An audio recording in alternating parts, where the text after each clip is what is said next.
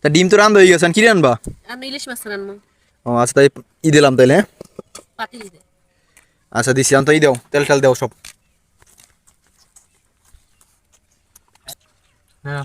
তেল দিতে আছে এখন। ডিমটা যেরকম মজা হয়েছে সেরকম করে মজা করে রাখতে দেবো বুঝছো। এই যে পেঁয়াজ দিয়ে দিছে, এই যে কাঁচামরিচ দেওয়া হইতেছে এখন।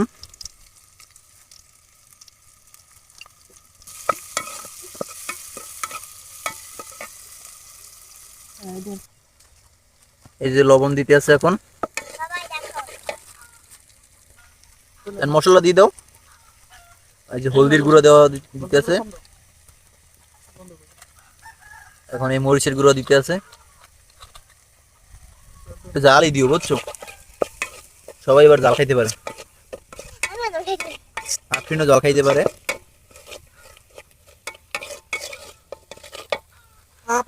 এখন হলদি মরিচ কিন্তু আমাদের বোনা হয়ে গেছে, হলদি মরিচ এখন বোনা হয়ে গেছে আমাদের। এখন পানি দিয়ে দাও।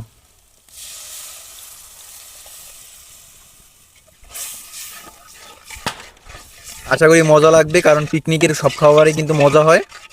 তা আশা করছি আমাদের মাছ রান্নাটাও কিন্তু অনেক মজা হইব। এই হলদি মরিচ তো বোনা হয়ে গেছে, এখন কি শাক আর এই সিম দেবা নাকি? ইলিশ মাছ দিয়ে, সিম দিয়ে, আর ইয়ে কদুর ডগা নাকি, কদু শাক, এগুলো দিয়ে কিন্তু আজকে ইলিশ মাছ রান্না করা হইবে। মজাই লাগবে বুঝছো, সিম দেওয়া হাতের, লাউ পাতাগুলো হাতের।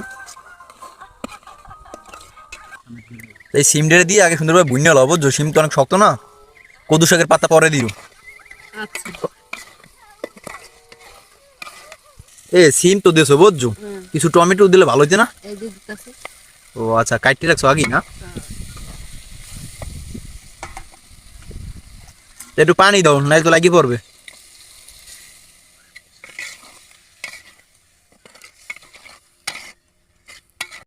বন্ধুরা মাছ রান্না করতেছে তো ওই জায়গায়, তাই এখন ওই ভাইয়া বলতেছে যে কিছু কদু শাকের পাতা নসি নসি যদি মাছাগুলো দেওয়া যায় তাহলে অনেক ভালো লাগবে। এই জন্য আমরা কিন্তু এই যে পাতা ছিঁড়ছি কচু এই থেকে, ওই যে লাউ গাছ থেকে কিন্তু নসি নসি কিছু পাতা ছিঁড়ছি।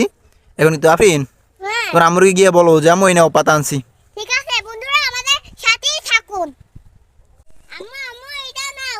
হ্যাঁ আম্মু, তুমি আনছো? হ্যাঁ। এগুলো আমি রান্না করবো? আচ্ছা এ ভাই মে বইটা তোমরা বুনো কর হয়েছে, দেওয়া তো একটু উড়িয়ে কি অবস্থা হন। আচ্ছা। হ্যাঁ বুনো কর হয়েছে, তাই শাকটা দিয়ে দাও।